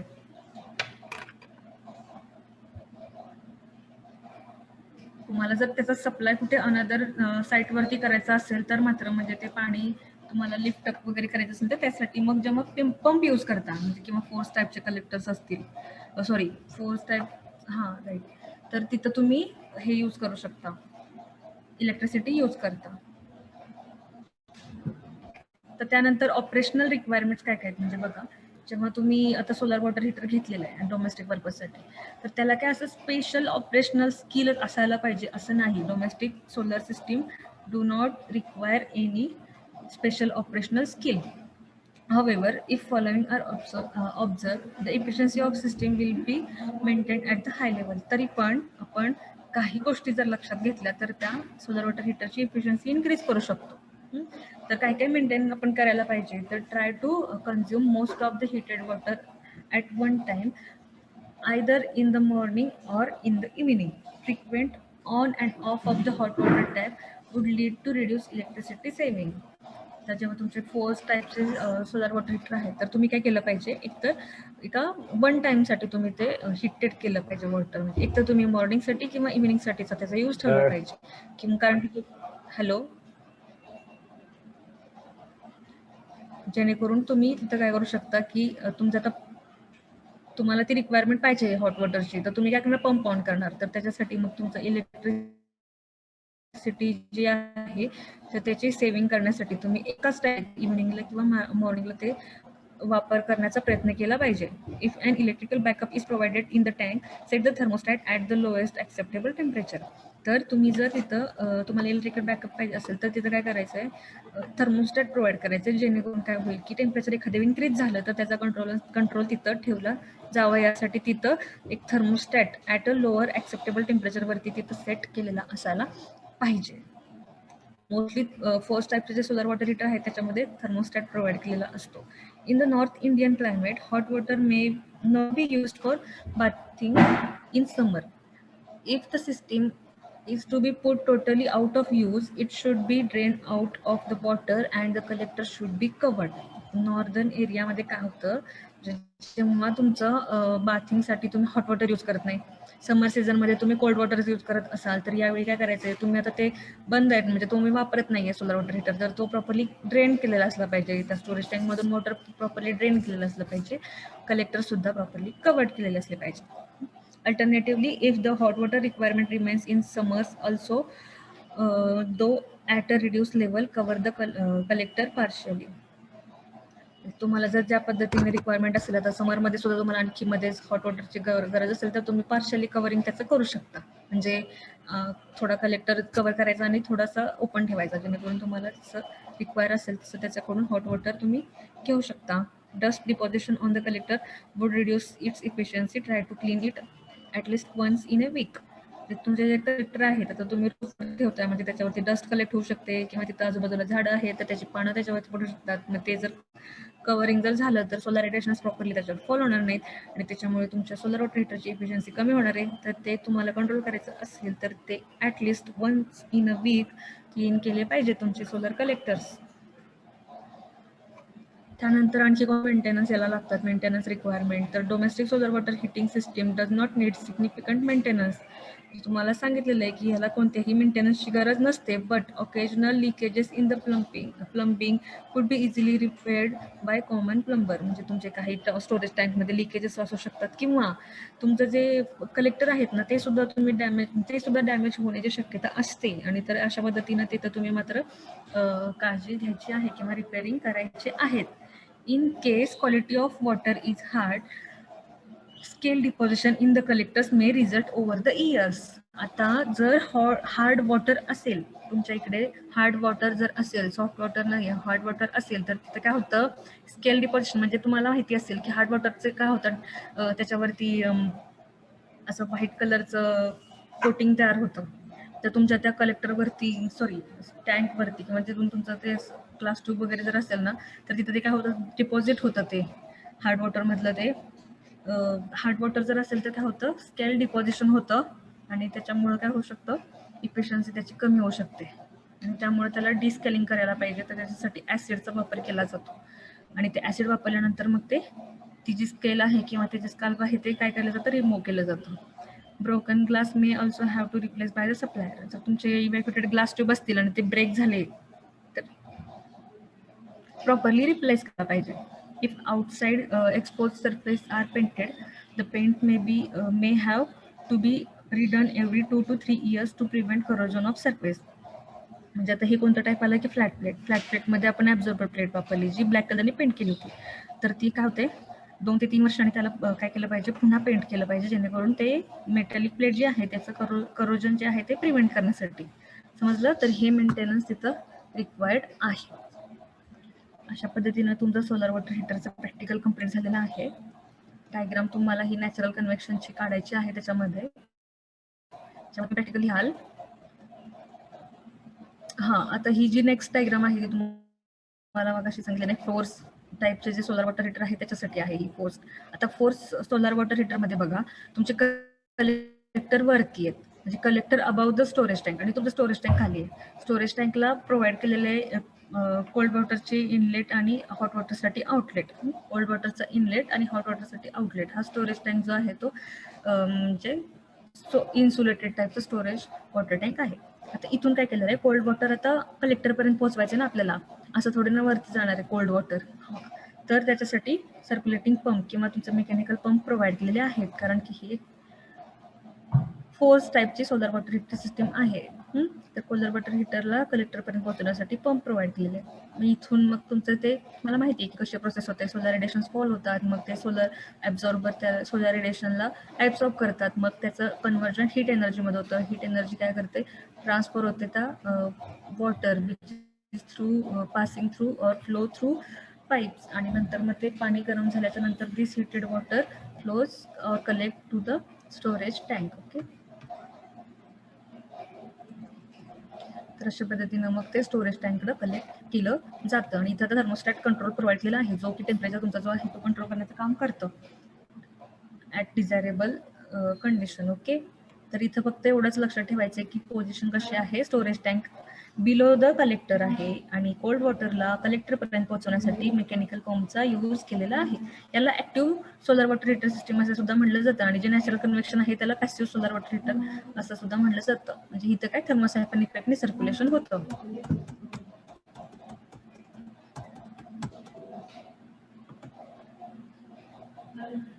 समजलं का?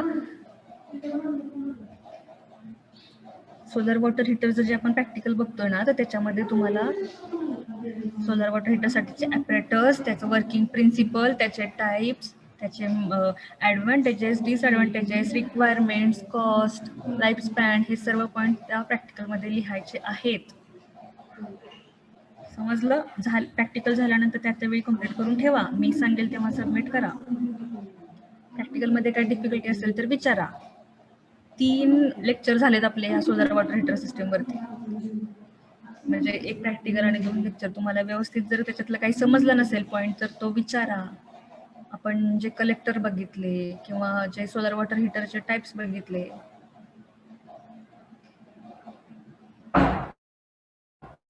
किंवा एखादी प्रोसेस समजली नसेल, वर्किंग प्रिन्सिपल समजलं नसेल तर विचारा.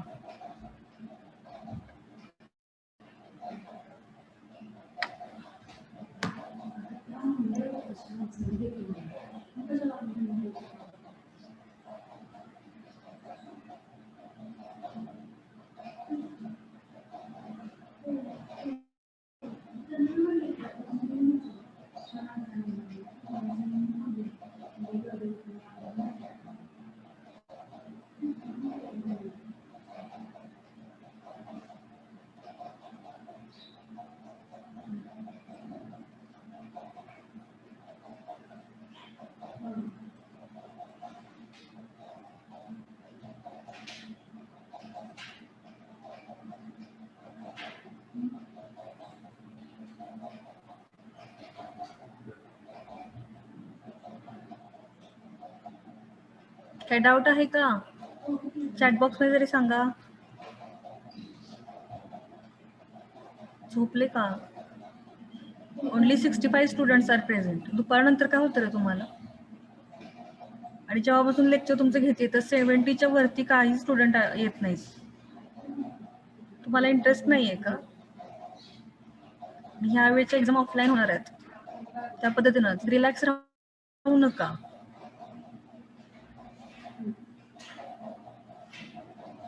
1 ते 2 विद्यार्थी आहेत मिसबा वगैरे, तेवढेच स्टुडंट आन्सर देतात. ओके. असाइनमेंट तर कम्प्लीट करून ठेवलेले आहेत ना, मी मागितलेले नाहीत म्हणून किती जण असे आहेत की त्यांनी लिहिले पण नसतील अजून assignment.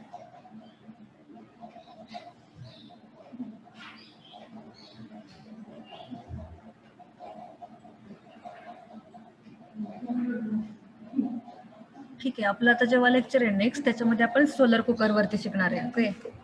Pune. Yes ma'am, complete केलेलं आहे. पुणे हे 37. ओके, ठीक आहे. मी जेव्हा सबमिट करायला सांगेल तेव्हा सबमिट करा.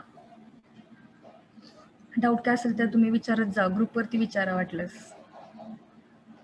तर आता नेक्स्ट आपण लेक्चरमध्ये ना सोलर कुकर बघणार आहे. Solar cooker is also another type or another device used with the help of solar energy. म्हणजे याच्यामध्ये काय केलं जातं, सोलर एनर्जीचा वापर करून कुकिंग केलं जातं. म्हणजे solar cooker is a device which uses the energy of direct sunlight to heat, cook or pasteurise drink and other food material. Solar कुकरचा यूज करून कुकिंग पण केलं जातं. त्याच पद्धतीनं काही ड्रिंक्स जर असतील, म्हणजे त्याच्यामध्ये मोस्टली मिल्क वगैरे असेल, कुठलं ज्यूस वगैरे असेल किंवा एखादा पल्प, ते ड्रिंक पाश्चराइज करण्यासाठी सुद्धा हे सोलर कुकरचा वापर केला जातो. किंवा आणखी अदर कुठलं फूड मटेरियल तुम्हाला कुक करायचं, हीट करायचं आहे, हिटिंगसाठी सोलर कुकर यूज केले जातात. आता सोलर कुकर जे आहेत तर त्याचे की इथं तुम्ही जे रेग्युलर कुकिंगसाठी काय करता, गॅसचा यूज करता, केरोसिन असेल तुमचे, काही इलेक्ट्रिसिटी किंवा काही जण कोल वूडचा यूज जे करता तुम्ही कुकिंगसाठी, तर हे इथं अवॉइड केलं जातं. ह्याची काही गरज लागत नाही. इथं फक्त तुम्हाला सोलर रेडिएशन्स लागतात. म्हणजे तुम्हाला इथं अबुडंटली इथं प्रेझेंट आहे, म्हणजे तिथं तुम्हाला अवेलेबिलिटी आहे, कोणत्याही प्रकारचं पोल्युशन नाही आहे, अशा पद्धतीनं तुम्ही तिथं कुकिंग करू शकता. तर याच्यामध्ये आणखी काय, कोणत्याही पद्धतीचं फ्युएल लागत नाही. आणखी तुम्हाला हा सोर्स जो आहे तो फ्रीली अवेलेबल होतो. त्याच पद्धतीने ह्या सोलर कुकरमध्ये कुक केलेले जे फूड आहे ते न्यूट्रिशियस असतं, मोर न्यूट्रिशियस. जेव्हा तुम्ही बाहेर गॅसवरती वगैरे जे कुक करता त्याच्यापेक्षा सोलर एनर्जीमध्ये कुक केलेले फूड जे आहे ते जास्त न्यूट्रिशियस असतं. About 10 to 20% of protein retention is more as compared to that in conventional cooking. Vitamin thiamine retention is about 20 to 30% more, whereas vitamin A is retained 5 to 10% more when cooked in solar cooker. म्हणजे बघा त्याच्यामध्ये किती, तर तुमचे 20 protein जे आहे ना, जेव्हा तुम्ही सोलर कुकरमध्ये कुक करताय तर 10 to 20% प्रोटीन रिटेन्शन तिथं होत असतं. त्याचप्रमाणे तुमचे विटॅमिन जे आहे 20 to 30% मोर, आणि विटॅमिन एचं 5 to 10% मोर तुम्ही जेव्हा सोलर कुकर मध्ये कुकिंग करता. म्हणजे बघा किती न्यूट्रिशियस फूड तुम्हाला त्याच्यामध्ये मिळू शकतं. हा त्याच्यामध्ये एक ड्रॉबॅक आहे की तिथं वेळ लागू शकतो, पण त्याच्यामध्ये तुम्हाला न्यूट्रिशियस फूड, कुक केलेलं फूड खायला मिळेल. Solar cooking is pollution free. आता हा जो सगळ्यांनाच पॉईंटमध्ये, जिथं सोलर एनर्जी तुम्ही यूज करताय तिथं पोल्युशन होत नाही. It is a pollution free source of energy. Solar cookers come in various sizes. तुमच्या 4 पॅनचे असतील किंवा 3 पॅनचे असतील किंवा साईजनुसार आहे ना सोलर कुकर, रिक्वायरमेंटनुसार त्याची साईज चेंज होत असते based on the number of family members. म्हणजे किती पॅन पाहिजे तुम्हाला, किती तुमचे जे पॅन यूज करता ज्याच्यामध्ये तुम्ही कुक करणार आहे, तुमच्या फॅमिली मेंबर्स किती आहेत त्याच्यावरून तुम्ही ती साईज ठरवू शकता. ऑल कुकिंग ॲक्टिव्हिटीज म्हणजे boiling, roasting can be done using the solar cooker. तुम्ही काही म्हणजे त्याच्यामध्ये राईस, म्हणजे तुम्ही भात बनवू शकता, तुम्ही रोस्ट करू शकता, चपाती पण बनवता येते. अशासाठी सुद्धा सोलर कुकर तिथं अवेलेबल आहेत. म्हणजे सोलर कुकरचे पण डिफरंट टाईप्स आहेत. बॉक्स टाईपचं सोलर कुकर असेल, पॅराबोलिक सोलर कुकर. आता पॅराबोलिक सोलर कुकर म्हणल्यावर तुमच्या लक्षात आलं असेल की तुम्ही पॉईंट फोकस टाईपचे सोलर कलेक्टर बघितलेले, तो तिथं यूज केला जातो. त्याच्यामुळे तिथं पॅराबोलिक किंवा स्पेरिकल कलेक्टर्स प्रोव्हाइड केले असतात. म्हणजे तिथं काय होतं, सोलर रेडिएशन रिफ्लेक्ट झाल्यानंतर एका फोकसवरती किंवा एका फोकल पॉईंटवरती ते फोकस होतात ना, तर तिथं खूप जास्त प्रमाणामध्ये एनर्जी आपल्याला अवेलेबल होते. तर अशा पॅराबोलिकचे जे सोलर कुकर आहेत तर त्याचा सुद्धा आपण ना ह्याच्यासाठी कुकिंगसाठी, बॉइलिंगसाठी वगैरे जास्त प्रमाणामध्ये यूज करू शकतो. स्टीम वगैरे जर तुम्हाला करायचे असेल तर त्याच्यासाठी तुम्ही यूज करता. आलं असेल लक्षात तुम्हाला सोलर कलेक्टर जेव्हा सांगितले तेव्हा लाईन फोकस आणि पॉईंट फोकस टाईपचे सोलर कलेक्टर बघितलेले, हे तर लक्षात आलं असेल. त्याच पद्धतीने there are government schemes which offer subsidy to purchase solar cooker. Solar कुकरसाठी गव्हर्नमेंटने सुद्धा सबसिडीज प्रोव्हाइड केल्या आहेत. म्हणजे गव्हर्नमेंटच्या पण काही स्कीम आहे. जर तुम्ही सोलर कुकर घेत असाल ना तर तुम्हाला सबसिडीज प्रोव्हाइड करण्याचं काम गव्हर्नमेंट करत असतं. तर सोलर कुकर किती फायदेशीर आहे बघा. एक तर तुमचे इलेक्ट्रिसिटीचं आणि गॅसचं फ्युएलचं हे करतं, सेव्हिंग करतं. तिथं तुमचं पोल्युशन फ्री आहे तुमचा जो हे जे डिव्हाइस आहे ते. त्याच पद्धतीनं इथं तुम्ही जे फूड कुक करणार आहे त्याच्यामध्ये न्यूट्रिशियस क्वालिटी जास्त असणार आहे. म्हणजे सांगितलं 10 to 20% मोर इन प्रोटीन, त्यानंतर 20 to 30% इन थायमिन आणि 5 to 10% इन व्हिटॅमिन ए. त्याच्यानंतर ती तुम्हाला वेगवेगळ्या साईजनुसार तुम्हाला अवेलेबल होतात. आणि फायदा हा आहे की तुम्ही एक ॲट ए टाइम, आता 4 पॅनचा जर सोलर कुकर असेल ना तर तुम्ही ॲट ए टाइम 4 पदार्थ तिथं कुक करू शकता. ओके. त्याच पद्धतीने वेगवेगळ्या तुमच्या कुकिंग ऍक्टिव्हिटीज आहेत, बॉइलिंग, रोस्टिंग वगैरे, ते सर्व तुम्ही त्या कुकरमध्ये करू शकता. आणि गव्हर्नमेंटच्या स्कीम सुद्धा अवेलेबल आहेत. डिसएडव्हान्टेजेस हा आहे की त्याला प्रॉपर सनशाईनची रिक्वायरमेंट लागते. म्हणजे तुम्हाला मगाशी सांगितलं की प्रॉपर सनशाईन जर अवेलेबल नसेल तर तिथं कसं शॅडो असेल वगैरे तर ॲब्सॉर्बिंग व्हायला पाहिजे तुमच्या प्लेटमध्ये प्रॉपरली, आणि मगच तुम्हाला तिथं कुकिंगसाठी चांगली क्वालिटी अवेलेबल होणार आहे. आणि टेकिंग लॉंगर टाईम हा सगळ्यात मोठा ड्रॉबॅक आहे की त्याला खूप सारा वेळ लागतो कुकिंगसाठी than the conventional cooking method. आता ह्याच्यामध्ये हाऊस होल्ड कुकिंगसाठी म्हणजे तुम्ही घरातच काय वापरणार असाल तर बॉक्स टाईपचे सोलर कुकर वापरले जातात. आणि कम्युनिटी कुकिंगसाठी कॉन्सन्ट्रेटेड टाईपचे सोलर कुकर. आता जे बॉक्स टाईप आहेत ना त्याच्यामध्ये आपली फ्लॅट प्लेट किंवा मिरर तुमचा यूज केला जातो. आणि इथे कॉन्सन्ट्रेटेडमध्ये आहे ना पॅराबोलिक टाईपचे सोलर कुकर यूज केले जातात, किंवा ते जे कलेक्टर आहेत ते पॅराबोलिक शेपमध्ये असतात. आता ही जी डायग्राम तुम्हाला दिसते तर ही आहे box type solar cooker. Okay. आता बॉक्स टाईप सोलर कुकर आणि पॅराबोलिक टाईप सोलर कुकर म्हणजे तुमचा जे कॉन्सन्ट्रेटेड टाईप सोलर कुकर आहे, एक मिनिट, तर ह्या दोघांमधला मेन डिफरन्स हा आहे की बॉक्स टाईपमध्ये तुम्ही फ्लॅट मिरर यूज करता आणि कॉन्सन्ट्रेटिंगमध्ये पॅराबोलिक मिरर यूज करता. तर आता इथं बघा, तुम्हाला जस्ट डायग्राम वरून सांगते म्हणजे पुढच्या लेक्चरमध्ये तुम्हाला व्यवस्थित लक्षात येईल. तर काय असतं, कन्स्ट्रक्शन बघा, एक बॉक्स असतो मेटलचा आणि ज्याला आतमध्ये इन्सुलेशन प्रोव्हाइड केलं असतं. त्याच्या आतमध्ये जो बॉक्स आहे त्याला ब्लॅक कलरनी पेंट केलेलं असतं. तर इथं जे आहे ते त्याला ब्लॅक कलरनी पेंट केलेलं असतं. आणि आतमध्ये हे 3 पॅनचे सोलर कुकर आहे. तर जे बॉक्सला आतून तर ब्लॅक पेंट केलेलं आहेच, पण हे जे तुमचे पॅन आहे ज्याच्यामध्ये तुम्ही कुकिंग करणार आहे तर त्याला बाहेरच्या साईडून, आउटर साईडून काय केलं जातं, ब्लॅक कलरनी पेंट केलं जातं. म्हणजे त्याचे जे टिप आहेत ना, म्हणजे कव्हर किंवा त्याला आपण झाकणं म्हणतो, तर ते सुद्धा ब्लॅक कलरनी पेंट केलेलं असतं. तर ही पूर्ण ब्लॅक कलरनी पेंट केलेला हा जो बॉक्स आहे तर त्याला काय केलं जातं, त्याच्या कव्हरवरती किंवा त्याच्या टिपवरती फ्लॅट मिरर प्रोव्हाइड केलेला असतो. आता इथं फ्लॅट मिरर हे झालं कन्स्ट्रक्शनमध्ये बघा, काही इथं काय काय प्रोव्हाइड केलेलं आहे, इन्सुलेटेड बॉक्स आहे, तर त्याला एक हँडल पण आहे. त्याच्यानंतर हे पॅन्स आहे, मिरर आहे, आणि मिररसाठी त्याचे क्लोज आणि ओपनिंगसाठी किंवा हे स्टँड प्रोव्हाइड केलेलं आहे, जेणेकरून तुम्ही हे जेव्हा बॉक्स ओपन करता आणि सोलर रेडिएशनमध्ये त्याला एका इन्क्लाइन पोझिशनवरती प्लेस करायचं असतं, त्यासाठी हा स्टॉपर आहे. आणि मग जेव्हा तुम्ही हे सोलर रेडिएशनमध्ये एक्सपोज करता तेव्हा काय होतं की सोलर रेडिएशन फॉल्स वरती, त्याच पद्धतीने इकडे सुद्धा तुमच्या ह्या बॉक्स वरती सुद्धा ते सोलर रेडिएशन फॉल्स होतात. मग ते हे काय आहे की ग्लासचंच ग्लेझिंग आहे ना, किंवा ग्लासचाच कव्हर आहे ना, तर त्याच्यातून ते काय होतं, black surface of this box किंवा ह्या प्लेटवर किंवा ह्या पॅनवरती ते फॉल्स होतात. आणि जेव्हा हे मिररवरती फॉल्स होतात तेव्हा काय होतं की जर रिफ्लेक्शन होतं, तर ते रिफ्लेक्ट झालेली रेज जी आहे ती पूर्ण इकडं फॉल्स होते तुमच्या बॉक्सवरती. तर अशा पद्धतीने सोलर रेडिएशन्स रिफ्लेक्ट झाल्यानंतर काय केलं जातं, तिथं ॲब्सॉर्बिंग प्लेटवरती किंवा ह्या ॲब्सॉर्बिंग बॉक्समध्ये ॲब्सॉर्ब केले जातात. त्या सोलर रेडिएशनचं हीट एनर्जीमध्ये कन्व्हर्जन होतं. ती हीट जी आहे ती या बॉक्समध्ये किंवा ह्या पॅनमधल्या त्या कुकिंग मटेरियलला ट्रान्सफर केली जाते आणि अशा पद्धतीनं तुमचा जे पदार्थ जो आहे तो कुक होतो. ओके.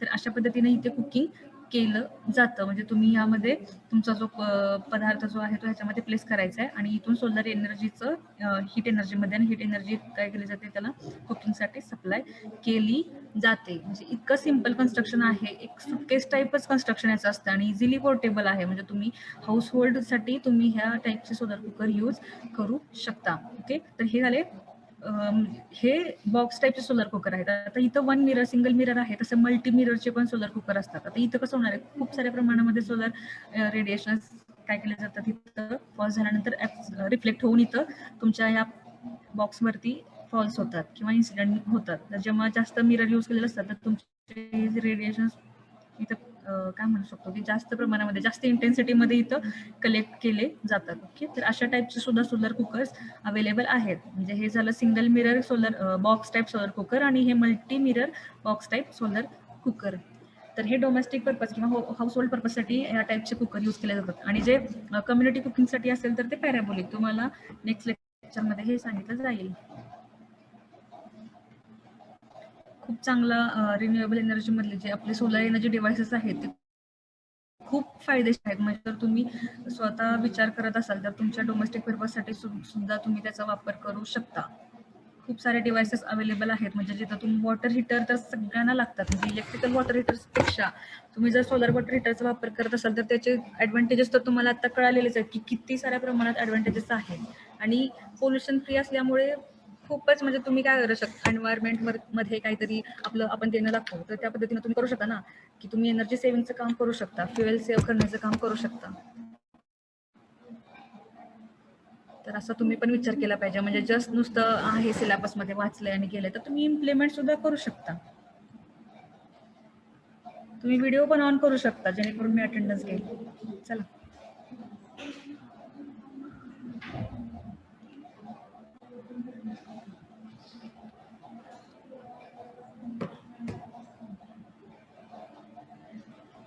समजलेलं आहे सर्वांना?